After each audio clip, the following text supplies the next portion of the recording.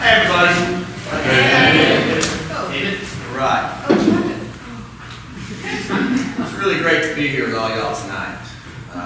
Since I've been proposing stuff since 1986, usually when I walk out of the Quinquennial, I already know what I want to propose next time. After 2011, I didn't have a clue. I didn't know what I wanted to propose that really represented my values, something that I would want in my time capsule.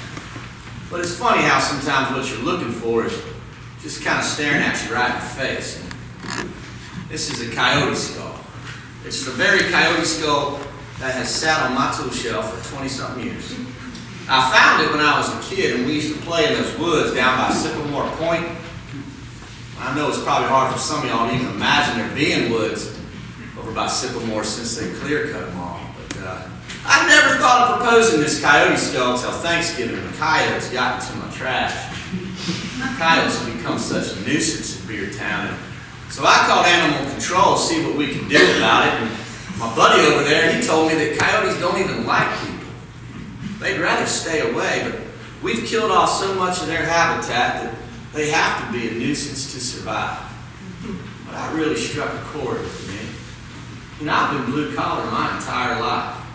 It seems like we're a dying breed in this town too. You know, since the brewery closed, most of the factory employees have had to move out of town, or their kids have moved out or moved up in life. Now, how many of us know what it's like to live a life just trying to survive? I can remember my dad coming home from the logger tavern when I was a kid, stone cold drunk. There were some nights he'd put his head in his hands and he would just cry, because we didn't know where our bills were going to get paid that month.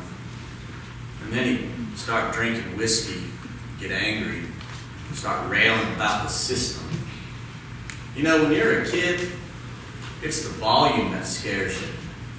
But when you're an adult, it's that uncertainty, that frustration. And when I try to talk about that frustration in public, well, sometimes there's things in my head I don't even say out loud anymore. You know, the guys that fix your HVAC, rebuild your alternator, guys we need in this town, it's like we want them to do their job, but we don't want them to have a voice. And I know there's people in this audience right now ready for my old backwards views to just die off or move on. Is that really what we've decided? Have we decided that my views, my voice, the working class are not a part of Beertown anymore? Have we really moved on? Look, I'm not saying that my views are right all the time. What I am saying is, don't we have something to learn from everybody? How are we ever supposed to get along if we can't even have a conversation? So I'm proposing this coyote skull as a reminder that we need to listen to everybody if we're going to make this thing work. When something's gone, it's usually gone forever. So I hope you consider this coyote skull as a reminder of that. Thank you guys very much for listening. I appreciate it.